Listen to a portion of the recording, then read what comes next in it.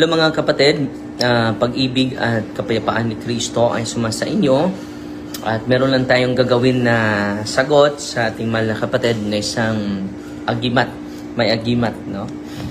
At may anting-anting, no? So ito siya ay si Idol, pangalan niya dito is Idol 38 TV. So magandang araw kapatid at salamat sa reaction mo at alam ko na dadarating ito sa iyo itong komento ko, maaabot ito sa iyo yung komento ko at ito si Idol 38 TV nga nagpakilalang mangkukulam. Sasagutin natin dahil yung hamon natin na iinumin niya, bibigyan nyo ako ng address kapatid ha, padadalhan kita ng Holy and Exorcise Oil, Holy and Exorcise Water, and Holy and Exorcise Salt kapatid. At meron talaga ito siyang abilidad, may agimat. Pero kapatid, ito po siya bumalik, no? So yun mga kapatid, no, kita ninyo ang pagpainom sa lana natin sa kanila para lumabas yung mga demonyo. Ang pagpainom niya sa lana para makulam tayo. So yung kaibahan, no? Bakit ipainom natin yung mga sacramental sa kanya para yung mga demonyo ay lumabas sa katawan. Pero sa kanya, painom ng lana para matusok tayo sa kanyang espada. Hindi maganda yun kapatid. Hindi magandang intention yun. No? So magkaiba talaga yung espiritu na nasa likod natin. Sa inyo ay tutusukin tayo. Sa intensyon ng simbahan, papalabasin yung mga... Dahil yung anting-anting kapatid, ang dami anting-anting po yan. Anong sabi? Agimat po yan. Anong sabi ng banal na kasulatan kapatid? Makinig ka ha. Para ito po ay nababatay sa Biblia. Hindi ko alam kung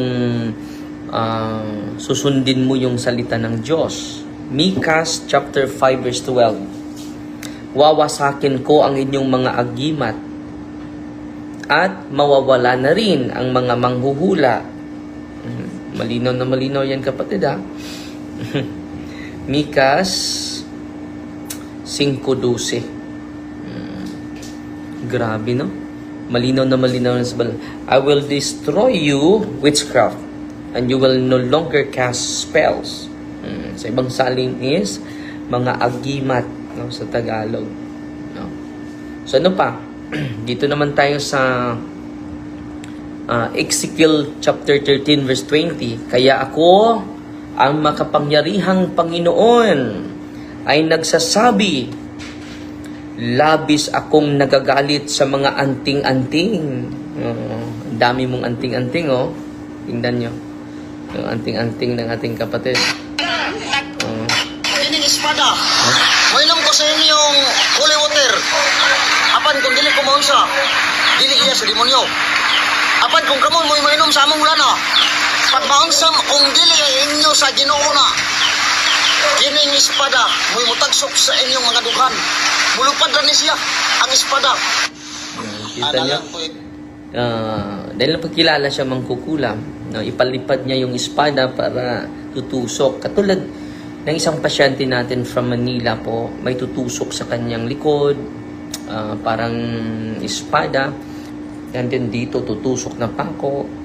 Walang namang pako. Sa awa ng Diyos dito po, completely healed na po siya. Si Chiri Duhay Lungsod yung ini-interview natin, no? So yun, dyan ang kapangyarihan ng mga sacrament mga kapatid. Hindi basta-basta po. Hindi basta-basta po yung mga sakramento po. At hinihikayat ko yung mga pari na ibigay talaga ang sacrament. Ibigay natin yung katotohanan, ibigay din natin yung mga sacramentals ng simbahan. Marami tayong matutulungan po. And then, babalik yung mga tao sa simbahan, dami yung mag-receive ng sacrament. Because sacraments are Jesus Himself. No? Because He the one instituted it. So patuloy tayo ni isang mangkukulam, ni pakilalang mangkukulam. Ito po. Ko'y gamay nga, ano, about sa gingon ni Father Darwin, nga iyang gidid-an ang mga katawhan o gipahibalo o paggipahimagnuan, no? Sa ilang kasibahanan kuno nga, dili mo agto sa albularyo. So, nag-comment siya, bakit daw ipinagbawal ni Father Darwin na pupunta sa mga albularyo at pupunta din dun sa simbahan dapat. Yun ang sabi niya. Translate natin. Yes, demonyo. Muna karon atong balik-balikan mga kahigalaan. Dahil ang albularyo ay galing sa, yung kapangyarihan galing sa demonyo. So, hindi po yun galing sa akin ha. Hindi sa Catechism of the Catholic Church. Uulitin natin yung pagbasa, no? Wait muna. Catechism of the Catholic Church. 21, hindi po ito akin ha. Nandito po ito sa Catechism of the Catholic Church. Basahin natin ha. Para hindi tayo ma-misunderstood. Anong sabi ng simbahan sa Catechism of the Catholic Church? Mas mabuti na ma-discuss natin ito. I-search muna natin ang CCC 21:17. Ito po. No. Ito yung nakasulat mga kapatid. 21:17. Sabi dito mga kapatid ha. So may pinaprocess tayo ngayon na buong pamilya po na pabalik-balik yung sakit, pero wala namang findings. Pero ngayon, nag-react talaga sa prayer. Nag-react. So, sabi dito, all practices of magic, hindi po yun galing sa aking kapatid. Galing po yun sa simbahan, ha? Sabi niya dito, by which one attempts to tame occult powers, yung mga anting-anting mo, ang tinutukoy dito. So as to place them at one's service and have supernatural power over others, even if this were for the sake of restoring their health. Makinig ka kapatid. Kahit na ang intensyon nito ay ang paggaling sa karamdaman, no? Are gravely contrary to the virtue of religion. These practices are even more to be condemned who accompany the intention of harming someone. So yung intention mo para matusok ako sa espada, it is condemned by the church. Hindi ko alam kung katoliko ka ba, no? Yung ginagawa mo, it is these practices are even more to be condemned when accompanied by the intention of harming someone. So ang intention natin, bakit ipadala natin yung mga sacramentals? Para maproteksyonan ka sa ating kaaway, hindi malagay sa panganib. Okay? Or when they have recourse to the intervention of demons. So ang pagtawag sa mga pag-ask ng intervention sa mga demonyo, kailan? Wearing charms. No? Kailan maging tayo? By wearing charms. Ano yung sinusuot mo? Mga charms yun. So delikado po yun kapatid ha. Sana po ay maunawaan ninyo. Kita mo yung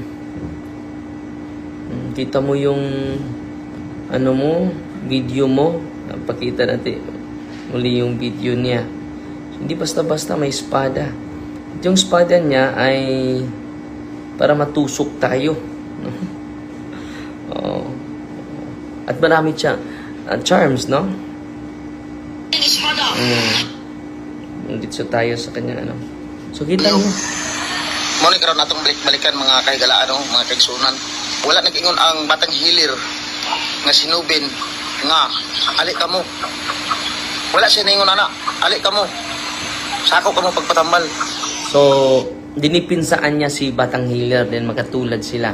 Pero ang sa kanya dahil ang pagkukulam. Pagkukulam ang sa kanya. Pero malinaw na malinaw yung mga agimat niya, yung charm niya nung sabi ng ating simbahan, nung sabi ng Panginoon. Kaya ako, ang makapangyarihang Panginoon, ay nagsasabing labis akong nagagalit sa mga anting-anting na ginagamit ninyo upang biktimahin ang mga tao. So grabe ha, ang gamit nito, lingwahe, biktimahin ang mga tao na parang mga ibong nahuhuli sa bitag. Hahablutin ko ang mga anting-anting ninyo sa kamay at palalayain ko ang mga taong hinuhuli ninyo na parang ibon. So malinaw na malinaw yan. At punta naman tayo sa Catechism of the Catholic Church. Wearing charms. Kailan po mangyari? Tingnan mo si Batanghiller, ang daming mga charms. Wearing charms. It is an intervention of the evil spirits. Hindi naman kami Father, hindi naman kami tumatawag ng demonyo. Kailan ba ang intervention of the evil spirit? Wearing charms. So, yung conjuring the dead, sa 16 ito. These practices is also reprehensible. Spiritism, yung mga spiritista, sumaguni sa mga espiritu, often implies divination and magical practices. Sabi ni Brother Nuben na pupunta sila sa semeteryo. So, spiritism. Sasangguni ng mga espiritu nandun sa sementeryo, no? The church, for her part, warns the faithful against it. Sabi mo, hindi naman nagsasabi si Noven na dito kayo pupunta sa akin. Pero ang simbahan nagpapayo sa atin mga kapatid. Nagpapayo sa atin mga kapatid. Anong sabi ng simbahan? Recourse to the so-called traditional cures does not justify. Recourse to the so-called traditional cures does not justify either the invocation of the evil powers of the exploitation of another's credulity. So, malinaw na malinaw mga kapatid, no? Malinaw na malinaw. Na yung paglapit sa mga albularyo, recourse the so-called traditional cures does not justify either the invocation of the evil powers. So, kailan sila nag-invoke sa evil power? Wearing charms. So, yan po mga kapatid. So, patuloy natin pakinggan ang ating kapatid. Espada! Nga pa siya. Aron nga makukuha na isang sumban. Aron dito nga mukuha ang mga katawan. Muling niya. No? Kaya abay ni mo, Father Darwin, dili nga sa pagpangabi, dili kontra ako, koreksyon ng kamay, no? Na sa pagkatinood, ang pangutana. So, mga kapatid, nagbigay lang siya ng correction sa atin. Okay. So, yung question niya ay ito. Nisan niya, ikaw kay pare man ka, nisan niya o baka sa mayong balita? Sa mayong balita, nisan niya o baka?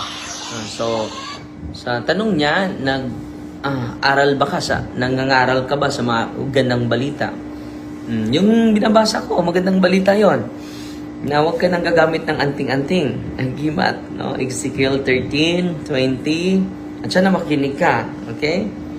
So, siguro hindi ka nakikinig. Lagi akong nagsiwalat sa katotohanan.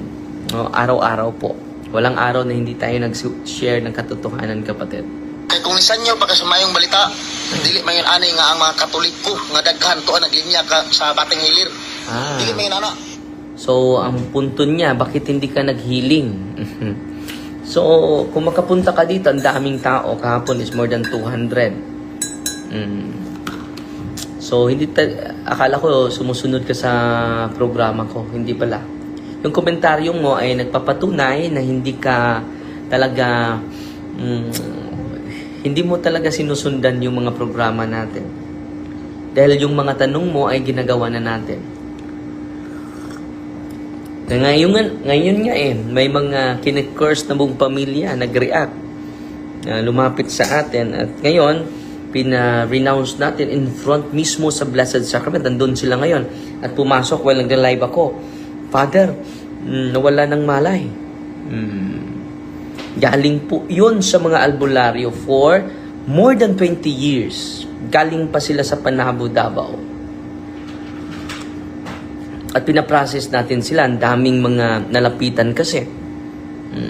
Hindi basta-basta ang renouncement yan. Doon, mataas yung renouncement na wala nang hihina yung kasamahan nila. Sabi mo, ginagawa nyo ba yung paghihiling? Ginagawa na natin yan. Pero ang kapangyarihan natin ay hindi galing sa atin, kapatid. Galing sa sakramento po. Confession, anointing of the sick, and then the Eucharist, dapat pasimbahin natin. And then yung prayer ng simbahan, yung deliverance prayer and renouncement, essential po yun. Kaya nga tinuturo natin dito sa ating programa, mga kapatid, para dahan-dahan mamulat ang ating mga kapatid na yung paglapit sa mga okultista, delikado po. Delikado po. Ito po ay more than 20 years na silang lumapit at grabe yung mga suffering nila. Walang finding sa doktor. 3 po sila sa family members nila na may karamdaman na bigat yung ulo, masakit ang likod, parang may tumutusok. Yan. Yung sinasabi mo ay patunay na yan ang gawain ninyo. Tinutusok ninyo ng mga sharp object yung mga tao para maging dependent sa inyo. So dito po, after exorcism po, and then nag-renounce sila ngayon, nawala ng lakas. 20 years na sila, inaaruga at maraming mga habak, kagaya mo, nag-react ngayon. No? So, kailangan natin ng patuloy na katikisem, mga kapatid. So, yan ang sagot ko sa iyo. Tana. Pero sa pagkatinood, bitaw, pader. Viral, mga pader. Sa pagkatinood. Viral, man ka. Puro na mo, sige, debate anang sa balista, SDE. Sige. Sabi niya, viral daw ako, no? Dahil sa debate. Yan, isa din yan. Patunay, nag-evangelize talaga ako. Hindi maganda na ipikit lang natin ang mga mata natin sa maling aral, kapatid. Kailangan din tayong sasagot sa maling turo ng mga sekta na tatag ng tao. Hindi pwedeng tahimik lang tayo, kapatid.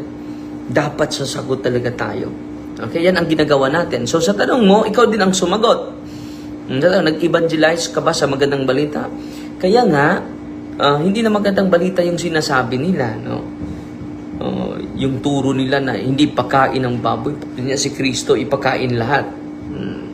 Hindi na yan magandang balita, kapatid. So patuloy. Translate lang natin, no? Debate, muro mo mga patang gagmay ba? O tanawa ka ron, no? Wala diha ang katawhan kaninyo. Tuwa sa batang hilir, nagpaayo. Tungod ka walay nakuha nga maayo diha sa. So, wala daw nakuha na maganda galing sa amin, no? Unang-una, yung turo namin ay hindi naman galing sa amin, galing kay Kristo po. Kaya binabasahan kita. Hindi ko alam kung sasang-ayunan mo si Mika. Mika chapter 5 verse 12, bawasakin ko yung mga agimat ninyo. At hindi natuwa si Kristo sa mga anting-anting ang Diyos. Hindi natuwa. Ezekiel 3:20. Malinaw na yung kapatid. Okay, patuloy tayo. Inyo. Dagan sila mga balatian, wala na naayo. Tungod ka mura ninyo, sige, debate. Anong SDA ka mo? Nagkapares, sige mo. Debate anong kuhan, ni Pader. Nang sa inyo nakuha, wala. Karong ginisip. So, ano yung nakukuha niyo sa debate? Wala naman.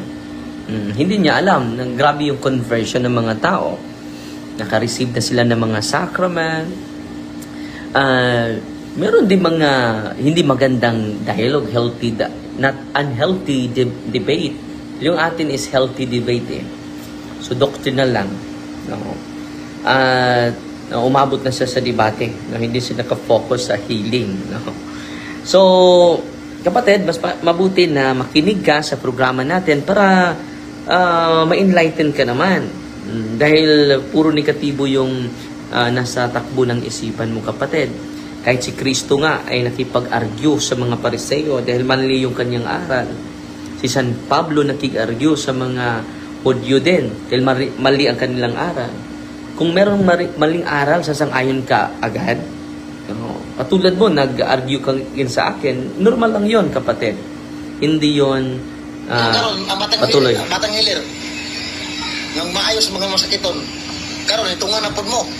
Siya lang ang inyong gitirahan ang batang hilir na sab. So dahil dyan, no, tinitiranan nyo yung Batang Healer. Siya yung defensor ni Batang Healer. Pero unang-una kapatid, hindi naman tayo na nagagalit sa Batang Healer. Hindi din ako galit sa iyo kapatid ha. Idol 38 TV, sinasagot lang kita. Bakit tinudili na sila mga anak dito sa kung ang inyong gatiman mao ang pag-ampo oron sa pag-ayos sa mga masakiton diya sa inyong kasimbahanan. Apan wala inyo na nahimo. Tung sige lang magdebate sa walay hinungdan, walay mga pulos. Oh. Di tanawa to karon dito, pero karon unsa inyong gihimo nagkuwarisan mo. Nagmugna na pod mo og dito sa Batang Hilir nga iya sa demonyo. Oh. Kay mao na kay ang inyong mga trabaho puro ra gid sige debate. O wala mo nakuha, walay pag-ayo, walay nangaayo nga mga maskiton tungod kay lahi ang inyong giatubang dili mao ang pagsanyaw sa maayong balita. Pero Sabi niya, wala daw gumaling. Unang-una, hindi naman ako ang nagpagaling sa kanila. So, can we follow the healing moment, kapatid? At sino ang nagpagaling sa kanila? Hindi po si Father Darwin. Kaya nga, ginagamit natin social media to empower the priest. Dahil mayroong kapangyarihan ang pari na hindi nagagamit. It is a power of healing at galing po yan kay Kristo. At sabi niya, i-preach niyo ang magandang balita. Pangalawa, pagalingin ang may sakit. Pangatlo, palayasin ang demonyo. Okay? At yan po, kaya nga nagla-live tayo para ma-empower natin ang mga pari na ibibigay natin ito sa mga tao para hindi na sila pupunta sa mga albularyo, kapatid. Kung alam ng mga tao, hindi sila makontaminate sa mga unclean spirits na nandyan sa kanilang anting-anting. Patuloy tayo. ngayon mo nga iya sa demonyo. Sa una si Dr. Jose Rizal. Si Dr. Jose Rizal wala lang na yung nagtambal lang siya sa mga gamot, tambal sa medicine, kundi apil ang sa pag-ampos ng espiritu. Si Dr. Jose Rizal, mga kapatid, doktor yun. Kayo hindi naman doktor. No, mas mabuti na pupunta. Nag-aaral yun sa Spain. No. Doktor talaga si Dr. Jose Rizal. Kayo is hindi naman doktor. Mas mabuti. Dapat ni Jose Rizal, dahil doktor naman yun. Yung ano niya may title Dr. Jose Rizal, hindi kwak doktor. Nag-ayo na si Dr. Jose Rizal. Nag-ayo siya sa mga maskiton. Karon, ngayon mo nga ang Magkano ang kinita mo sa pagtaas ng Nag- $100? Ikaw, over may propaganda yung ano niya. So, yun. So, magkaiba si Dr. Zureza, doktor. Hindi naman pinagbabawal na lumapit sa doktor. Basta natural. Patuloy tayo. siya sa una nag-ayo siya sa balaan sa espiritu. Iya sa demonyo. Pag-sure mo diya, mao lagi nalagay. Karon, kung nga doon na mga tao nga masakiton diya, mo na sa inyong kasimbahanan. Tagaan na rin yung kwarta. Ipaagto sa ospital. Aron resitahan sa hospital. Dapat karon og walay kwarta. O saan yung pagkaayo? So, unang-una kapatid, ina-accommodate natin na may 4 dito. Ngayon lang, ina-accommodate natin sila. No? Wala naman akong pera ipagbigay. No? And then, meron namang provincial hospital na welcome sa lahat ng mga walang-wala, kapatid. So, hindi totoo yan ha. Meron na tayong St. Michael Exorcism Center. 1.2 hectare po ito.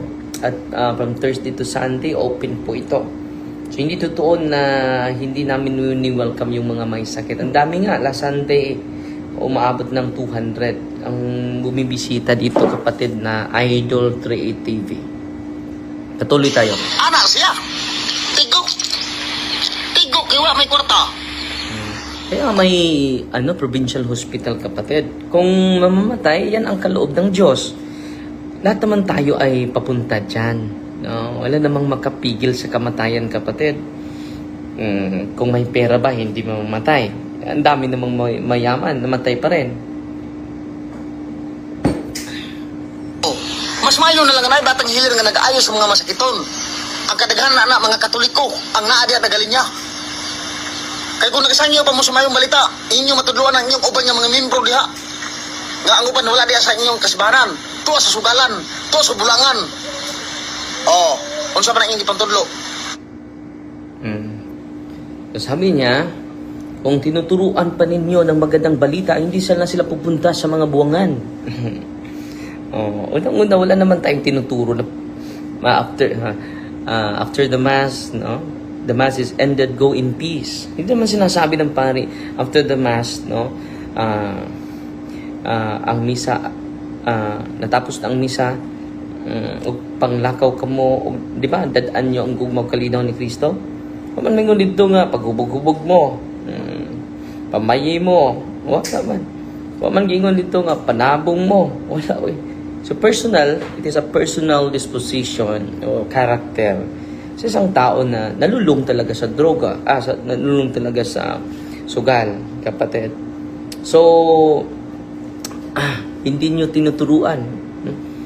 Nakarinig, parang hindi ka nagsisimba or ibang sekta ka. So, yan ang hindi ka nakikinig siguro sa mga inaaral natin dito sa social media, kapatid. Pasensya na ka na, kapatid, ha? Karon ganyan ni sikat nga magmaayo sa mga masakiton, inyong initan. Magkaparehas sa mga mga uban nga tabi lang sa mga maayo nga SDA. Ug tabi lang po sa mga Katoliko nga maayo. Oh, pero kamo sa gara, imis kamo ang ponder, kamo ang si debate. Wala man mo nakuha nga maayo. Ang inyo nung mga sakop nagmasakiton, nagbalatian. Oh. Dito sa Batang Hilir, naglinya ang dagang kay nga Katolik karon dito. Muna. Karon nga makita kay mayon man mo nga paimnon ninyo sa inyong exercise oil o sa inyong holy water aron mailhan kung demonyo ba ang Batang Hilir, ang among mga power mailhan kung iya sa demonyo. Karon musugot mi mo inom ana inyong lana pero mo inom sad mo sa among lana. Paimnon ta mo ani kini oh, paimnon ta mo ani kini oh, paimnon ta mo kung 15 satanas o 15 demonyo nga mga gahom. So, ipainom daw nyo yung oil niya para matusok si Father Darwin. Patuloy. Apan, dunay kuan. Dunay kondisyon. Kini siya. Kini. Mora na siya ang kondisyon ako. Muinom ko sa inyong exercise oil. Muinom ko sa inyong holy water. Apan, kung dili ko mong sa iya sa Diyos. Apan kung kamo ang minom sa among lana, kay paimnon tasad mo. Kung unsay mahitabo sa inyo, kini ang espada mo'y magatagsok, mo'y mulupad, mo'y mag-unak kaninyo, magtagsok sa dugan. Ang espada. Kung minom mo sa among holy water. Pero dili siya mulupad sa inyo. Dili na ko nagabtan, minom lang mo. Pagsupak mo sa Dios, mulupad mo ning espada nga walay paghawid-hawid sa mga kamot. Kita ninyo? May bad intention. Yung pag-inom natin para ma-liberate sila sa mga unclean spirits. Pero yung pagpainom niya sa kanyang lana para matusok tayo. No? So kita natin na hindi maganda yung intention ng ating kapatid. No? So, yan po, hindi maganda ang intention. No? Pero ipadala ko ito sa inyo, kapatid. No? Bigyan nyo lang kami ng address ninyo. Dahil hindi ko alam kung na-bless na po ito. Itong Holy and Exercise Oil, Holy and Exercise Salt and Water. Ibibigay ko po ito ipadala natin. So, ang intention natin para hindi kayo matusok. No? Pasensya na po kayo. Yung oil niya is parang madunggab ta sa espada. Yan ang mga experience ng mga kaso natin dito na merong sumasaksak sa kanilang na mga parang espada. So makonect natin sa gawain ninyo. So nandito tayo to propagate the good news and to protect the people.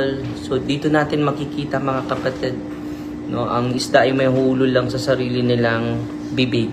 So sila talaga yung dahilan bakit yung mga pasyente natin, example si Brother Jerry Duhay Lungsod, may tutusok dito parang pako, may tutusok sa kanyang likod parang espasda. So lalagbas dito sa lagbas diri sa iyang dughan. So yan po, at sa awa ng Diyos, for 2009 pa po yun. 2009 pa po yun yung kanyang karamdaman.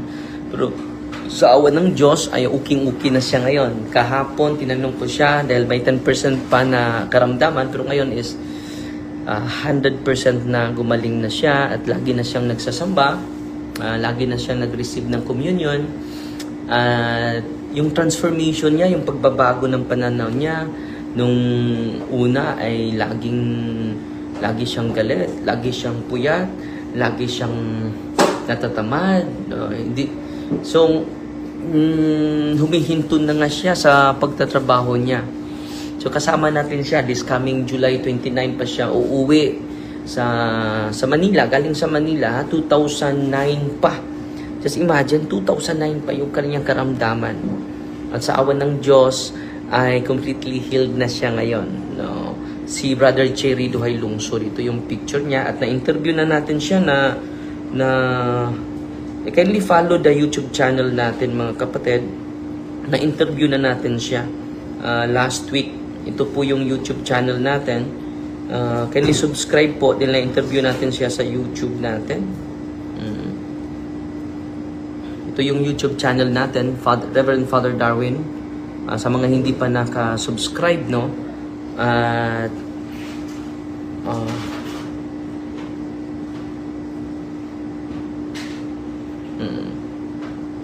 dito po, nandito po siya sa saan ba ito? Andito. Nakakagulat na pagbabago. Ito po, no? Nandito si Brother Jerry po. So yung karamdaman niya 2009 pa po. So actual talaga ito hindi to video lang. Actual na interview talaga. Dahil yung actual na video, pwede babalik yung mga karamdaman. Ito, hindi na talaga bumabalik yung karamdaman niya na walang findings, walang diagnose sa doktor. No? Dahil binibigay namin, hindi yung sarili namin, kundi ang sakramento. Kung mamulat lang lahat ng pari, na-amaze sila sa kapangyarihan ni Kristo na nasa sakrament. Dahil only the priest can give the sacraments. Only the priest can bless the sacramentals of the church. Okay? So all priests are healers. Pero hindi yan natuturo namin sa seminaryo. Hindi namin na-appreciate yung kapangyarihan ni Kristo na nasa sakramento lang. Kaya nga, kung pupunta ako sa ibang lugar, hindi naman ako maghihiling. Just imagine, libo-libo, mapakumpisal mo ba yun lahat? Hindi ko kaya yon. So, dahil madami naman pari sa mga lugar, go to your priest. Yan lang ang sinasabi ko, go to your priest. Renounce all your occult practices. Occult practitioners, i-renounce nyo lahat. Yan ang pinaka-importante mga kapatid. At patuloy pa rin tayo kahit maraming mga threat natin sa iba't ibang mga sektor na hindi naayon sa kalooban ng Diyos. Pero patuloy lang tayo with a joyful heart and with immense love from the Lord. Okay? Maraming salamat Fighty Maria Tatak sa FD with a humble heart. Tingnan natin yung mga comment ninyo. At salamat sa mga laging sumusuporta at nag-subscribe sa YouTube channel natin. At sana po ay ma-inspire po kayo sa lahat ng mga video natin. So, yan lang po muna In the name of the Father, and of the Son, and of the Holy Spirit, Amen. Our Father, who art in heaven, hallowed be the name. The kingdom come, the will be done on earth as it is in heaven. Give us this day daily bread, and forgive us our trespasses, as we forgive those who trespass against us. And lead us not into temptation, but deliver us from evil. Amen. Hail Mary, full of grace, the Lord is with you. Blessed are you among women, and blessed is the fruit of the womb, Jesus. Holy Mary, Mother of God, pray for us sinners, now at the hour of our death. Amen. Glory to the Father, to the Son, and to the Holy Spirit. It was in the beginning, is now, and ever shall be, world without end. Amen. In the name of the Father, the Son, the Holy Spirit. Amen. Fighting Maria, Tatak sa FD with a humble heart. God bless.